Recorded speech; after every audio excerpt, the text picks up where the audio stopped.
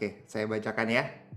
Markus pasal 5 ayat 21-23. Sesudah Yesus menyeberang lagi dengan perahu, orang banyak berbondong-bondong datang, lalu mengerumuni dia, sedang ia berada di tepi danau.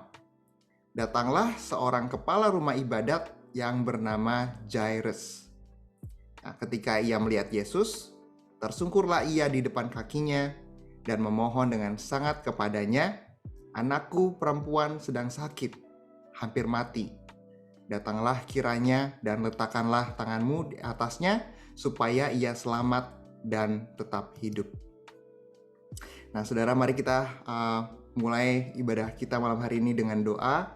Bapa, kami datang kepadamu malam hari ini Tuhan untuk mendengarkan firman, mendengarkan rema yang berasal dari Engkau. Tuhan, malam hari ini kami cuma mau mengatakan bahwa Tuhan sungguh luar biasa di dalam hidup kami. Engkau kudus Tuhan, dan Engkau saja yang layak disembah dan layak dipuji, layak bertahta di atas segala yang ada, termasuk di atas segala permasalahan kami, termasuk di atas segala kesulitan yang sedang kami alami saat ini. Biarlah kami boleh memfokuskan pikiran kami malam hari ini, memfokuskan hati kami untuk boleh menerima berkat rohani, berkat firman Tuhan hari ini. We love you Lord. In Jesus Christ's mighty name we pray. Amen. Haleluya. Haleluya. Saudara, saya mau buka sharing saya malam ini dengan satu pertanyaan. Pernah nggak saudara menginginkan sesuatu ya, sampai saking kepinginnya nih, sampai ngimpi-ngimpi, tapi begitu kita tahu orang lain yang malah mendapatkannya. You want it so bad that you pray about it every day. You want it so bad that you think about it every day. Tapi bukan kita yang dapat, malah orang lain yang menerima gitu. Saudara, waktu saya di Bali, saya dulu besar di Bali, waktu SMP, SMA, itu semua teman-teman semuanya pada punya handphone. Nah, handphone waktu itu belum kayak sekarang gitu ya, pakai smartphone, bisa main game, bisa video call, bisa buka Instagram. Dulu handphone yang terkenal tuh mereknya Nokia. Nggak tahu saudara masih inget nggak ya? Zaman-zaman itu handphone cuma bisa dipakai buat teks sama telepon doang. Ya, boro-boro ada gamesnya. Gamesnya juga ada mungkin kayak uler-uleran gitu yang bisa kesana kesini. Which is nothing kalau compare sama game yang ada di handphone sekarang. Saya ingat mereka tuh kemana-mana bawa handphone gitu ya. Itu udah kayak status symbol gitu mereka. Kalau nggak punya handphone berarti nggak keren istilahnya. Wah, saya berdoa sama Tuhan. Tuhan, boleh dong saya minta handphone kayak teman-teman saya. Biar saya tuh bisa gaul, Tuhan, kayak teman-teman kayak mereka gitu ya. Gak apa-apa deh yang Nokia pisang tuh yang agak besar. Dulu tuh ada Nokia pisang ya, yang kayak kayak batu bata. Gak apa-apa rada besar sedikit, tapi at least saya bisa jadi gaul lah sama teman-teman saya. Tiap hari saya berdoa. Ternyata bukan saya yang dapat, malah teman saya yang dapat. Malah bukan cuma dapat handphone aja, dia dapat pacar. Karena kalau punya handphone tuh pasti keren dan jadi populer gitu di sekolah. Ya, which is hard. It is hard to watch someone else get the thing that you want. And I wish I could say that was the last time that I felt like someone got what I wanted. Ya, tapi terus mulai dari saat itu juga sampai sekarang juga kadang-kadang seperti itu juga gitu. Nah, saya sempat sharing sedikit waktu itu sama Cilani, sama Shirley setelah ibadah. Waktu itu kita sharing, saya bilang kemarin saya sempat ada interview, ya kan. Terus di interview itu itu interview dengan company yang saya kepingin sekali, dan saya berdoa sama Tuhan, Tuhan, kalau memang ini jalan Tuhan, Tuhan akan bukakan jalan buat saya. Karena kalau memang saya dapat kerjaan ini, maka saya tuh bisa settle down gitu. Saya bisa mungkin buy a house and buy a nice car, and probably I can focus more on my ministry. Dan saya bilang sama Tuhan, kalau misalnya memang dari Tuhan, Tuhan pasti akan lancarkan. Kalau memang bukan rencana Tuhan, Tuhan gagalin. Itu saya udah dari awal bilang gitu sama Tuhan. So please help me out Lord, please help me out. Dan saya apply kerjaan ini sama teman saya, ya, ada satu orang. Saya duluan sih apply, jadi beda jedanya seminggu gitu. Jadi setiap kali saya interview, teman saya ini selalu tanya ke saya, oh ditanyain apa aja gitu kan, terus materinya apa aja. Jadi dia bisa siapin jawabannya gitu. Nah, proses interview di sini di Amerika nggak gampang. Ada banyak proses yang mesti dilalui, ya. And quite often it will drain your energy because it's gonna be so tiring, ya. Interviewnya banyak sekali prosesnya dan banyak sekali orang-orang yang akan menanyakan pertanyaan-pertanyaan ke kita. Nah, jadi untuk ngetes skill kita tuh sampai di mana gitu ya. Interview pertama, interview kedua pas semua. Interview ketiga pas semua. Padahal waktu itu saya ngerasa bahwa saya nggak melakukan interview itu dengan baik gitu. Tapi kok lolos terus gitu. Wah, saya udah berasa wah jangan-jangan ini dari Tuhan beneran karena semuanya dilancarkan gitu kan.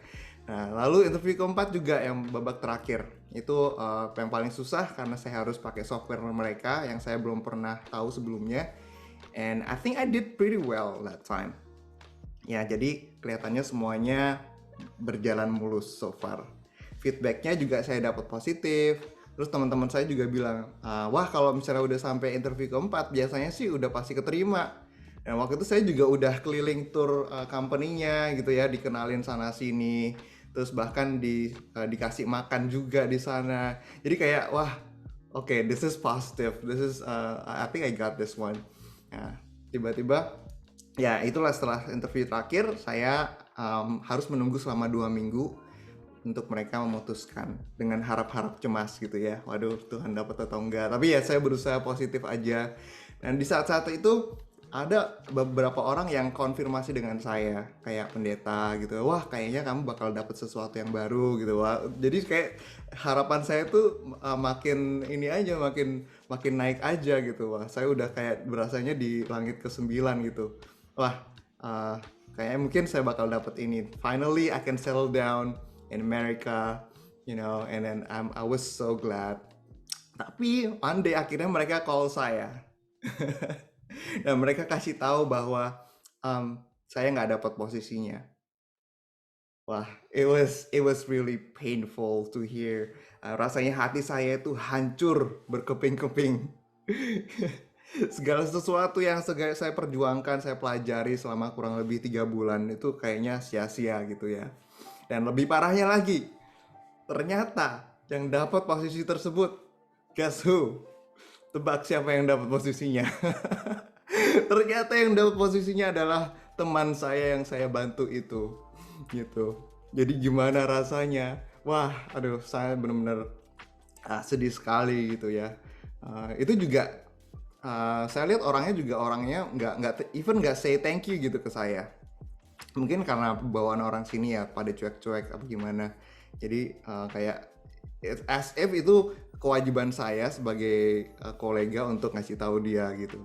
And it's just so painful. I was so bitter and sour and I didn't get the job that I want. Dan saya sempat protes sama Tuhan. Saya bilang, Tuhan, saya nggak ngerti. I do not understand. Padahal saya sudah berdoa, padahal saya sudah berpuasa. Saya juga ada pelayanan. Hidup saya juga nggak neko-neko. Masa Tuhan nggak kasih saya bonus point gitu? You know that I want this job since the very beginning, and I told you that if this is not coming from you, please cancel everything.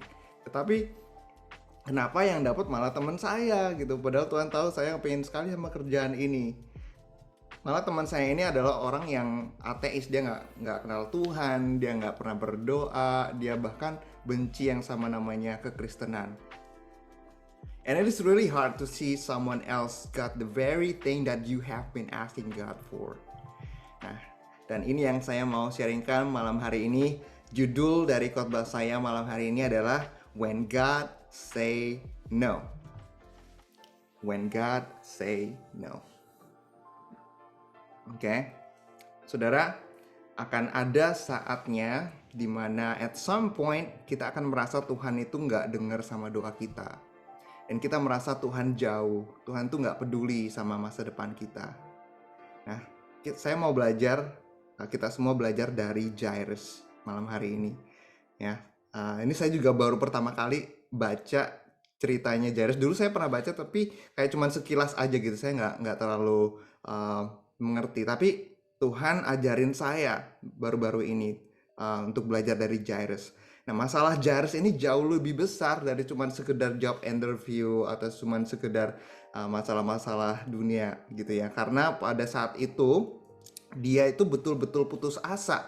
Dia benar-benar putus harapan. Dia kehabisan waktu karena anaknya yang masih kecil itu lagi sekarat, saudara. Saudara, seringkali karakter seseorang yang sesungguhnya itu akan terlihat ketika dia itu lagi diuji atau dia sedang dalam kondisi yang kepepet. Nah, ini saya lihat dari Jairus. Jairus ini adalah seorang pemuka agama. Dia adalah seorang pemimpin besar. Menurut saya dia pasti banyak koneksinya. Dan dia mungkin sudah coba banyak dokter ke sana ke sini gitu ya. Mungkin teman-temannya juga udah kasih saran. Oh, mungkin pakai ini aja nih Pak, ini biar sembuh anaknya. Mungkin dia udah ikutin semuanya dan gak ada satupun yang bisa menyelamatkan anaknya. Nah, dalam situasi seperti ini, di dalam situasi kepepet ini, dia datang sama Yesus. Lalu dia sujud dan memohon kepadanya. Dia berkata, Tuhan, ini anak perempuan saya lagi sakit. Anak perempuan saya ini hampir mati, Tuhan. Tolong datang, Tuhan. Coba tumpangin tangan supaya dia ini selamat dan dia ini sembuh. Nah, di sini saya menemukan satu hal yang menarik. Permintaan si Jairus ini spesifik sekali. Dia bilang, please come put your hand on her so that she will be healed and she will live. Saudara, kadang-kadang kita mesti belajar untuk minta itu yang secara spesifik sama Tuhan.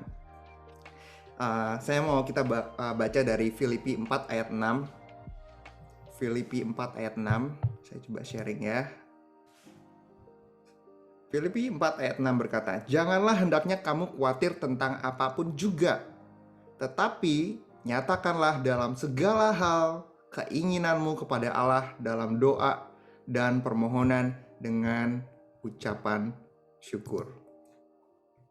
Ya, itu kita baca Filipi 4 ayat 6. Bahkan hal-hal yang menurut kita nggak penting pun Tuhan tuh mau dengar, saudara. Tuhan rindu bisa memiliki hubungan yang intim sama kita. Ketika kita jujur sama Tuhan, kita mencurahkan apa yang menjadi isi hati kita kepada Tuhan, He will love that. Termasuk mungkin masalah-masalah yang kecil sekalipun, Tuhan tuh senang mau dengar gitu sama keluhan-keluhan hati kita. Tapi seringkali ketika kita menginginkan sesuatu, ketika kita punya list atau catatan tentang apa saja yang kita mau Tuhan kerjakan dalam hidup kita, malah seringkali hal tersebut yang menjadi fokus utama kita. Dan secara nggak sadar bahkan kita jadi lupa bahwa yang seharusnya jadi prioritas itu adalah Tuhan. Ya, ketika kita putus asa, ketika kita putus harapan, masalah kita itu pelan-pelan take over atau mengambil alih iman kita. Dan kita jadi lupa bahwa Tuhan itu tetap ada beserta kita. Tuhan itu bukan kayak jin lampu. Saudara pernah nonton film Aladdin nggak ya? Saya nggak tahu deh, itu film Disney. Saya dulu pernah nonton film itu. Jadi kalau misalnya lampu ajaib itu digosok gitu ya, keluar jinnya. Nah, nanti jinnya itu bisa kasih permintaan buat kita. Jadi kita minta apa nanti dikabulkan gitu. No, he is not that genie. But do you know what he is? Dia adalah Allah yang selalu tepat waktu. Dia adalah Allah yang setia sama kita. Walaupun kadang-kadang jawaban Tuhan adalah no. Tetapi saya mau saudara tahu dan mengerti bahwa Tuhan itu selalu ada bersama kita. Immanuel, He is with us. Bahkan di saat masa-masanya tersulit sekalipun, di saat kita ada di masa yang tergelap sekalipun, Tuhan tetap ada dan setia ada sama kita. Amin. Oke, mari kita baca selanjutnya di Markus 5 ayat 24-34. Mungkin Ko Stanley bisa tolong bacakan. Ya, Markus 5, 24 ayat 34 ya. Firman Tuhan, lalu pergilah Yesus dengan orang itu. Orang banyak berbondong-bondong mengikuti dia dan berdesak-desakan di dekatnya. adalah di situ seorang perempuan yang sudah 12 tahun lamanya menderita pendarahan. Ia telah berulang-ulang diobati oleh berbagai tabib, sehingga telah dihabiskannya semua yang ada padanya. Namun sama sekali tidak ada faedahnya, malah sebaliknya keadaannya makin memburuk. Dia sudah mendengar berita-berita tentang Yesus, maka di tengah-tengah orang banyak itu, ia mendekati Yesus dari belakang dan menjamah jubahnya. Sebab katanya, asal kujamah saja jubahnya, aku akan sembuh. Seketika itu juga berhentilah pendarahannya, dan ia merasa bahwa badannya sudah sembuh dari penyakitnya. Pada ketika itu juga Yesus mengetahui bahwa ada tenaga yang keluar dari dirinya. Lalu ia berpaling di tengah orang banyak dan bertanya, "Siapakah yang menjamah jubahku?"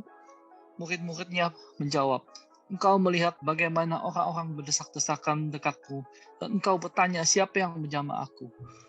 Lalu ia memandang sekelilingnya untuk melihat siapa yang telah melakukan hal itu. Perempuan itu yang menjadi takut dan gemetar ketika mengetahui apa yang telah terjadi atas dirinya, tampil dan tersungkur di depan Yesus, dan dengan tulus memberitahukan segala sesuatu kepadanya. Maka katanya kepada perempuan itu, "Hai anakku, imanmu telah menyelamatkan engkau. Pergilah dengan selamat dan sembuhlah dari penyakitmu." Demikian firman Tuhan. Amin. Terima kasih, Coach Stanley. Iya, saudara, saya nggak akan bahas tentang wanita ini, tentang ibu ini, tetapi malam ini saya mau fokus tentang Jairus aja. Di manakah Jairus pada saat ini? Saya bingung, saudara, waktu saya baca firman Tuhan ini, kok tiba-tiba scene-nya berubah gitu ya? Kok tiba-tiba fokusnya berubah ke cewek ini, ke wanita ini? Kemana sih Jairus? Saudara bayangin, ada seorang ayah, ini anaknya mau meninggal, dia ini sangat putus asa karena hampir kehabisan waktu. Terus tiba-tiba ketemu Tuhan Yesus, harapannya naik lagi karena ada harapan untuk anaknya bisa sembuh. Tetapi di sini tiba-tiba Yesus berhenti untuk menyembuhkan orang lain. Pada saat saya baca firman Tuhan ini, saya jadi berpikir, cara kerja Tuhan itu kadang-kadang nggak sesuai dengan timeline kita. Waktu kita sama waktu Tuhan itu benar-benar beda. Tuhan nggak mengikuti nomor, Tuhan tuh nggak pakai nomor antrian kayak misalnya kita antri di bank gitu ya. Dan ini kadang-kadang membuat kita itu frustasi karena kelihatannya jadinya seolah-olah Tuhan mengabulkan permintaan orang lain, sedangkan doa saya itu nggak didengarkan, seolah seperti itu. Dan di sini Jairus udah finally mendapatkan harapan bahwa wah, finally Tuhan akan menyembuhkan anaknya. Kok malah Tuhan Yesus berhenti? Dan selama 10 ayat ke depan nama Jairus bahkan nggak disebut-sebut. Kita nggak tahu kemana dia pergi.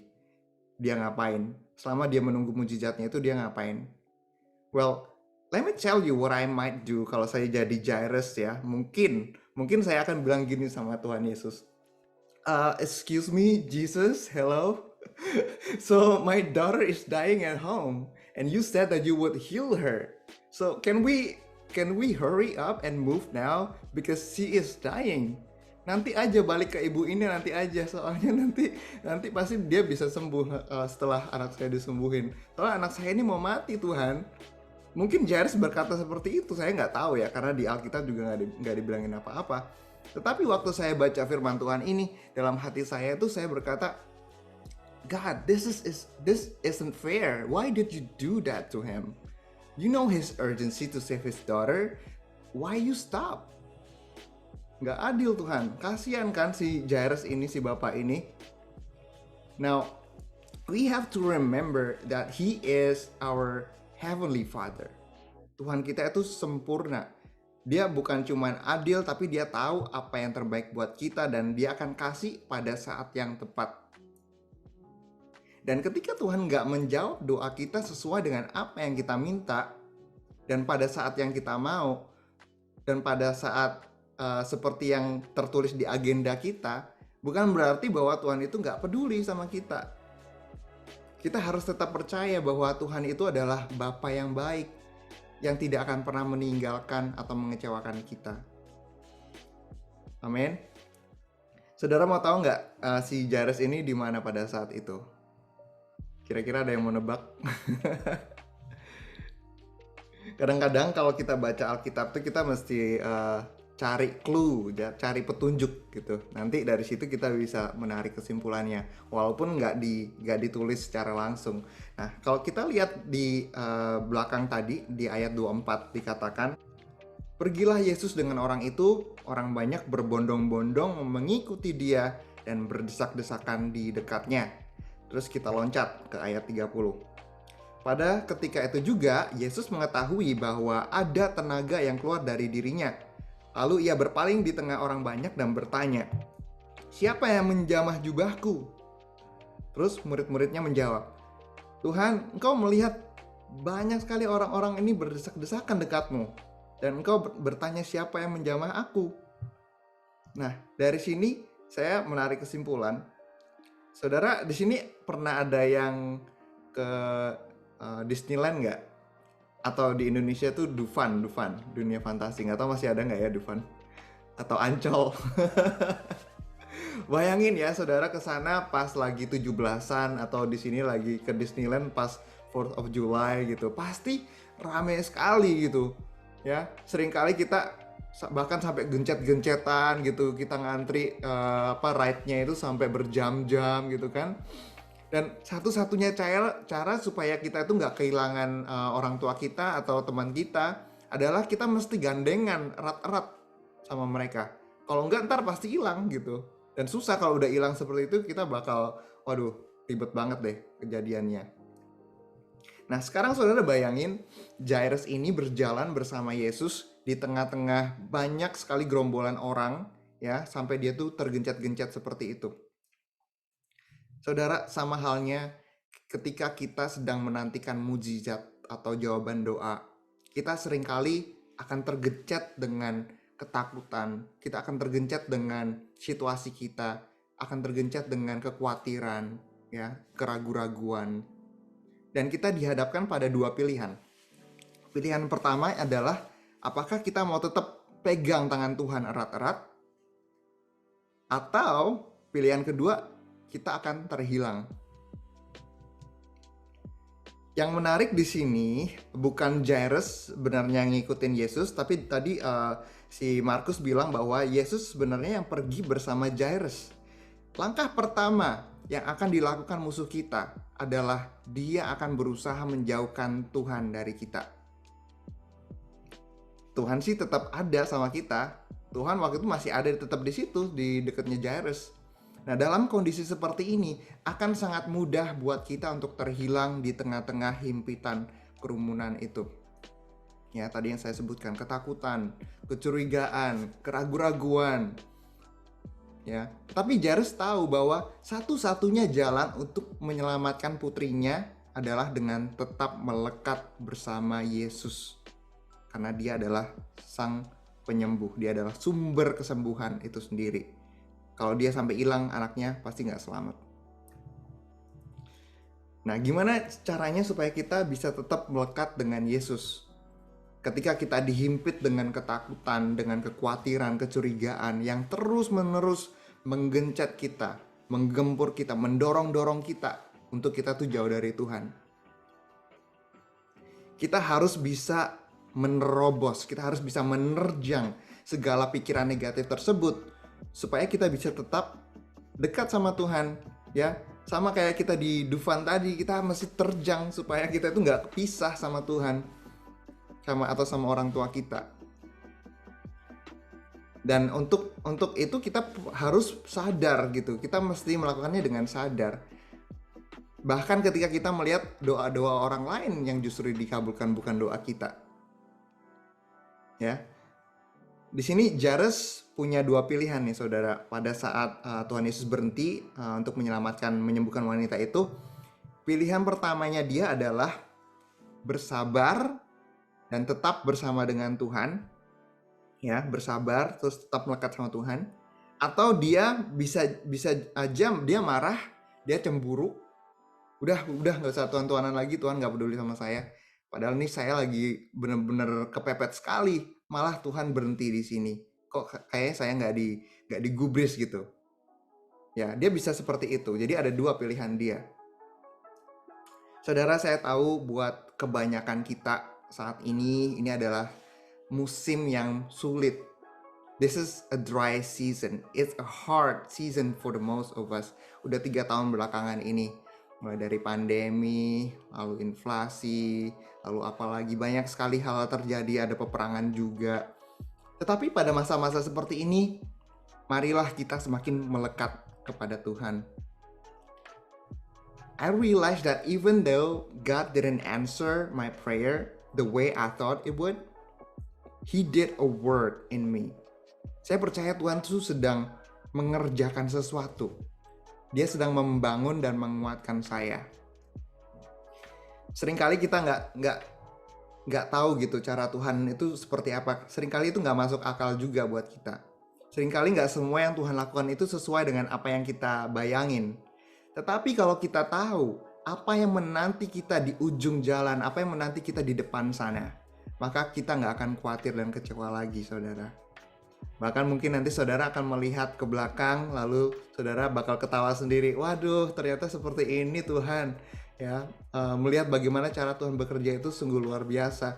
Bagaimana kalau kita lihat ke belakang, Dia mengarahkan kita, Dia menjauhkan kita dari orang-orang tertentu, Dia menjauhkan kita dari misalnya hal-hal yang bukan menjadi rencana Tuhan, atau menerima hal-hal yang kita belum siap menerima.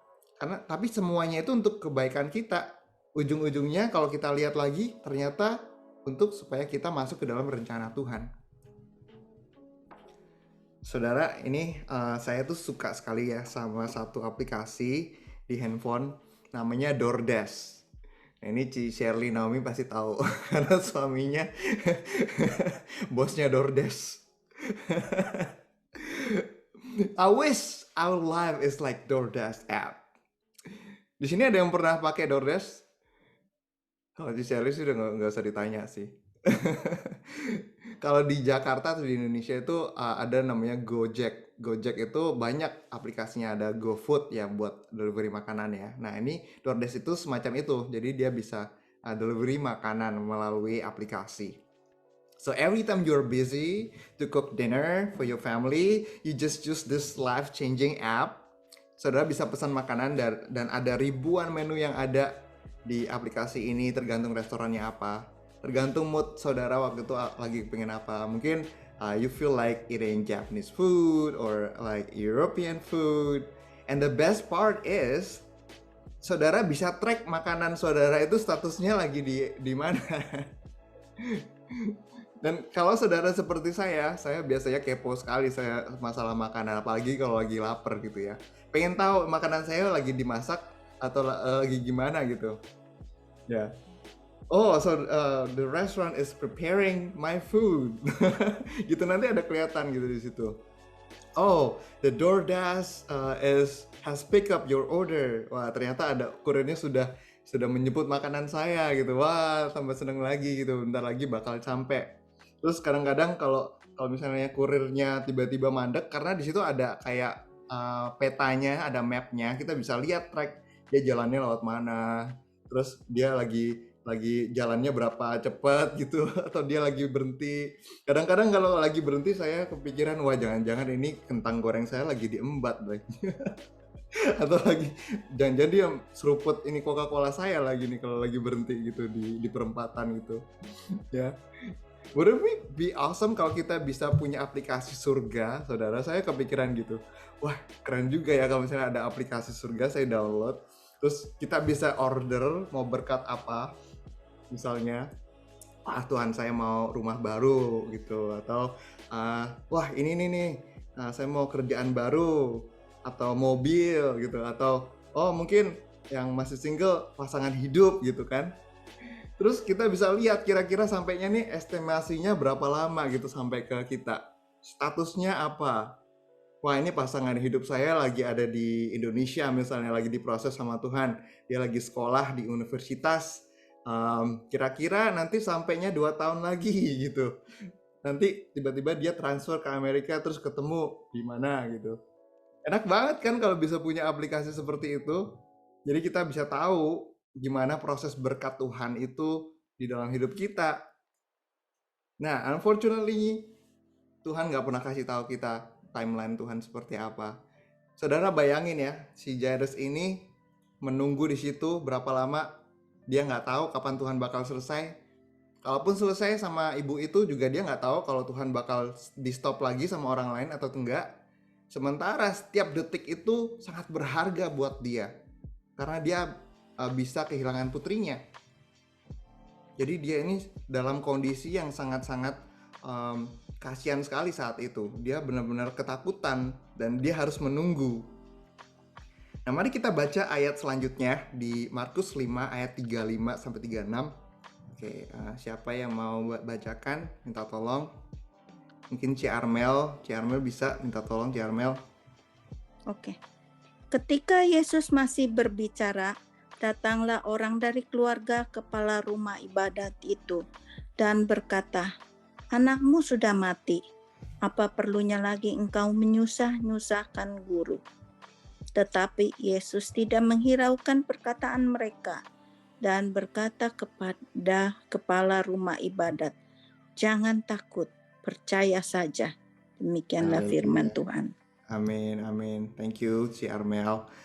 Nah, kenapa di sini Tuhan bilang, jangan takut, percaya saja.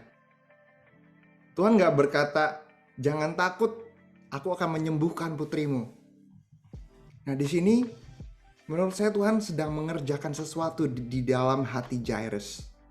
Ya, Tuhan sengaja gak kasih tahu timeline Tuhan, karena dia itu lagi mengerjakan sesuatu yang jauh lebih besar dari permasalahannya si Jairus ini dan dari kebutuhan si Jairus ini. Nah, kalau setiap kali kita minta sesuatu sama Tuhan, terus Tuhan kabulkan, ada kemungkinan besar bahwa kita akan jadi anak yang manja. Kita cuma bakal datang ke Tuhan itu kalau kita ada maunya aja.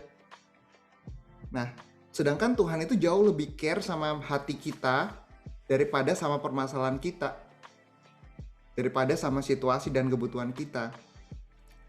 Sebenarnya Tuhan gak harus datang ke rumahnya si Jairus sih. Sebenarnya satu kata saja dari Yesus, maka putrinya pasti sembuh, regardless dimanapun dia berada. Tapi Tuhan kita itu maha kuasa, saudara. Dan Tuhan gak mau kita jadi anak gampangan. Dia mau kita itu melatih iman kita, mau melatih karakter kita. Tuhan sedang mengerjakan sesuatu yang jauh lebih besar, melebihi apa yang kita pernah pikirkan, melebihi apa yang kita bayangkan. Dan Tuhan tadi berkata, jangan takut, be strong, just believe, just hang on, just stay close, don't give up. Saudara, kalau kita mau jujur, ya memang sulit ketika kita itu nggak bisa melihat apa yang ada di depan kita. Gini aja deh, coba saudara ke jalanan di downtown, terus saya tutup matanya pakai iketan gitu ya, terus coba saudara jalan. Pasti saudara bakal takut jalannya, karena takut nanti nabrak orang, atau nanti kesandung, atau jatuh gitu kan. Dan memang menakutkan, and it's okay to be scared. I know that it's scary. Memang menakutkan ketika tiba-tiba dokter kasih diagnosa bahwa kita kena kanker. Kita nggak tahu besok kita masih bisa hidup berapa lama atau enggak. Kita nggak tahu apa misalnya pernikahan kita bakal bertahan atau enggak. Memang menakutkan, saudara.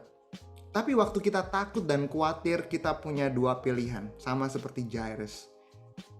Antara kita mau fokus sama ketakutan kita, sama masalah kita, atau kita mau fokus sama Tuhan yang ada bersama kita. Nah, apakah saudara mau khawatir sama hal-hal yang belum tentu bakal terjadi, atau saudara mau fokus sama Tuhan yang memegang kendali atas semua masalah kita? So don't be afraid, Jesus said. Just believe. Jangan takut, percaya saja. Amin. Di Mazmur 121. Oke, saya minta tolong someone from Indonesia. Bisa minta tolong Cik Lisa. Mazmur 121. 21. Hijau ya, yang hijau nih ya. Iya, betul. Firman, right? Ya. Yeah. Tuhan penjaga Israel. Nyanyian Ziarah. Aku melayangkan mataku ke gunung-gunung. Dari manakah akan datang pertolonganku? 2. Pertolonganku ialah dari Tuhan yang menjadikan langit dan bumi. 3. Ia tak akan membiarkan kakiku goyah, penjagamu tidak akan terlelah. Amin. Amin, amin. Thank you, Cilisa. Ya, jadi dari Mazmur 121 ini dikatakan bahwa pertolongan kita itu nggak datang dari manusia. Pertolongan kita datangnya dari Tuhan kita. Tuhan yang menciptakan alam semesta, Tuhan yang menciptakan langit dan bumi dan juga segala isinya. Dia itu jauh lebih besar dari permasalahan kita. Dan dia jauh lebih besar dari segala sesuatu yang kita khawatirkan. Dan saudara tahu bahwa dia ada bersama kita, bahkan di tengah-tengah badai dan ketakutan kita sekalipun. So, don't walk away right now. Do not lose hope. You gotta stay close. Tetap harus pegang tangan Tuhan erat-erat. Lalu di Markus 5 ayat 36-43. Ci Lili boleh minta tolong bacakan, Ci Lili. Tetapi Yesus tidak menghiraukan perkataan mereka dan berkata kepada kepala rumah ibadat, "Jangan takut, percaya saja." Lalu Yesus tidak memperbolehkan seorang pun ikut serta, kecuali Petrus, Yakobus, dan Yohanes, saudara Yakobus. Mereka tiba di rumah kepala rumah ibadat dan di sana dilihatnya orang-orang ribut, menangis, dan menatap dengan suara nyaring. Setelah ia masuk, ia berkata kepada orang-orang itu, "Mengapa kamu ribut dan menangis? Anak ini tidak mati, tetapi tidur." Tetapi mereka menertawakan dia, maka diusirnya semua orang itu. Lalu dibawanya ayah dan ibu anak itu, dan mereka bersama-sama dengan dia masuk ke kamar anak itu. Lalu dipegangnya tangan anak itu dan katanya, "Talita kum," yang berarti, "Hai anak, aku berkata kepadamu, bangunlah." Seketika itu juga anak itu bangkit berdiri dan berjalan, sebab umurnya sudah 12 tahun. Semua orang yang hadir sangat takjub. Dengan sangat ia berpesan kepada mereka, supaya jangan seorang pun mengetahui hal itu. Lalu ia menyuruh mereka memberi anak itu makan. Puji Tuhan. Amin. Terima kasih, Ci Lili. Ya, jadi saudara, kalau saudara sedang menanti jawaban atau mukjizat saat ini, tetaplah melekat sama Tuhan. Jangan jauh-jauh, tetap dekat sama Tuhan. Karena hubungan kita sama Tuhan itu yang akan menentukan apakah kita akan keluar sebagai pemenang atau tidak. Nah, kalau saudara perhatikan baik-baik kisah ini, actually, ya, kalau saudara menyimak, permintaan Jairus ini nggak dikabulin loh sama Tuhan. Dia mintanya apa? Dia minta kesembuhan. Tetapi ternyata yang ia dapatkan jauh melebihi kesembuhan. Yang ia dapatkan adalah kebangkitan, saudara. Amin. Ini satu hal yang saya pelajari dari pengalaman saya, itu ketika kita berdoa sama Tuhan, ketika kita meminta sesuatu sama Tuhan, ketika kita datang sama Tuhan dan kita menunjukkan sama Tuhan, ini loh Tuhan yang saya mau, ini semua list dan catatan saya tentang apa yang saya butuhkan. Saudara, jangan pegang list kita itu terlalu erat. Karena kadang-kadang Tuhan bakal minta kita untuk kasih list itu ke Tuhan. God will sometimes ask you to let go of your list.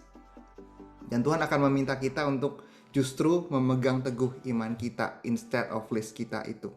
Untuk memegang teguh janji-janji Tuhan dalam hidup kita. Nah, mungkin nanti yang Tuhan kasih mungkin akan berbeda dari apa yang ada di list kita itu. Ya, tapi Tuhan pasti akan kasih yang jauh lebih baik, if not equally good buat kita. My faith is in my God, who I believe is working all things for my good. My faith is in my God, who knows the numbers of hairs on my head. My faith is in my perfect Father, who has seen my past, my present, and my future, and He knows me better than I know myself. And all we have to do is to stay close to Him. Tetap melekat sama Tuhan, saudara.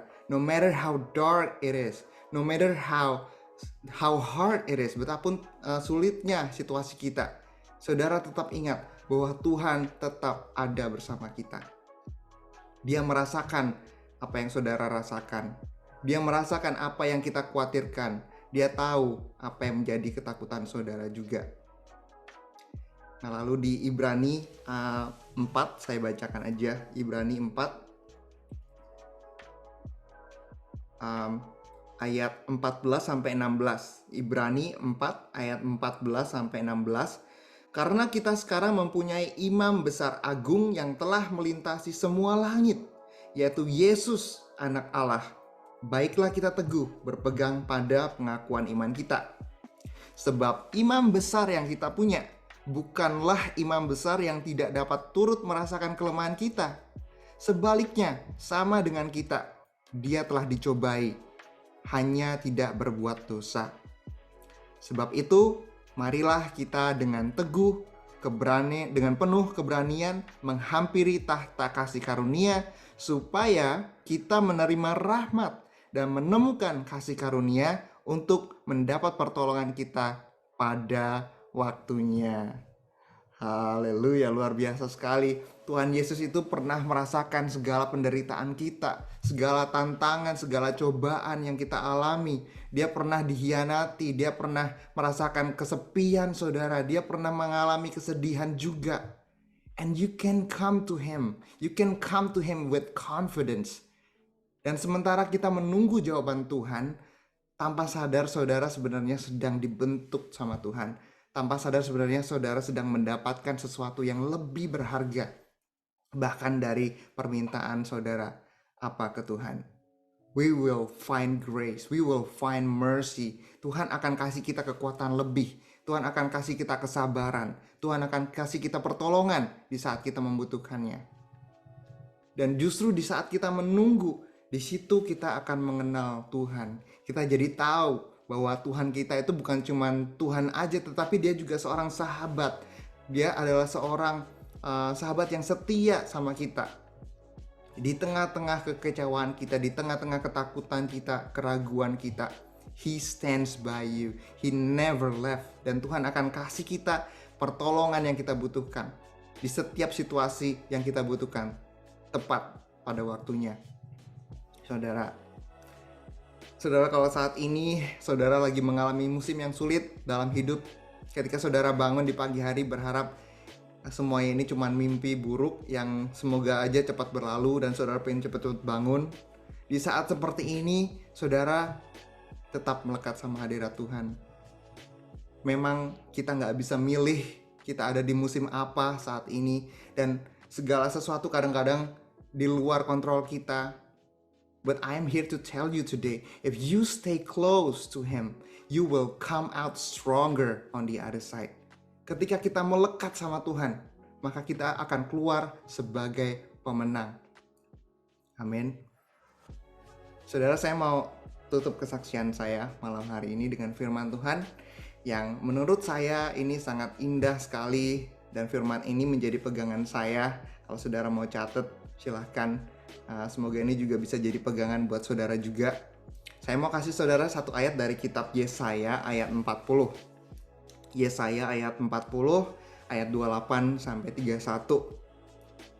Yesaya 40 ayat 28 sampai 31, Tuhan bilang, "Tidakkah kau tahu dan tidakkah kau dengar? Tuhan ialah Allah kekal yang menciptakan bumi dari ujung ke ujung. Dia tidak menjadi lelah, dia tidak menjadi lesu, dan tidak terduga pengertiannya. Dia memberi kekuatan kepada yang lelah, dan menambah semangat kepada yang tiada berdaya. Orang-orang muda menjadi lelah dan lesu, dan teruna-teruna jatuh tersandung. Tetapi orang yang menanti-nantikan Tuhan mendapatkan kekuatan baru. Mereka seumpama raja wali yang naik terbang dengan kekuatan sayapnya. Mereka berlari dan tidak menjadi lesu. Mereka berjalan dan tidak menjadi lelah." And that is you today. Saudara, mari saya undang kita semua untuk kita malam hari ini mengangkat tangan kita mau berdoa. Haleluya. Terima kasih Tuhan. Terima kasih untuk malam hari ini, Engkau sungguh luar biasa. Terima kasih untuk firman Tuhan yang sudah Tuhan bagikan. Hamba-Mu berdoa saat ini agar kiranya Engkau berbicara kepada setiap kami di tempat ini, baik yang ada di Indonesia, di Australia, di Amerika, dimanapun kami berada ya Tuhan. Biarlah hari ini kami menerima kasih karunia Tuhan yang luar biasa. Kami boleh menerima kekuatan yang baru Tuhan. Terima kasih Tuhan karena Tuhan sabar sama kami. Bahkan ketika kami mulai jauh, bahkan ketika kami mulai khawatir, mulai curiga, mulai ragu sama Tuhan, tapi Tuhan tetap ada sama kami. Immanuel, Engkau beserta kami semua tempat ini. Ampuni kami Tuhan atas setiap kekurangan kami, atas setiap kelemahan kami sebagai manusia. We believe that you are doing so much more in our life. Mungkin bahkan ketika kami tidak menyadarinya, Tuhan sedang membangun, menguatkan, dan memberikan yang terbaik untuk masa depan kami. Walaupun kami saat ini belum bisa melihatnya ya Tuhan, tetapi kami percaya bahwa Tuhan sedang bekerja. We love you Lord. In Jesus Christ's mighty name we pray. Haleluya. Amin. Amin. Amin.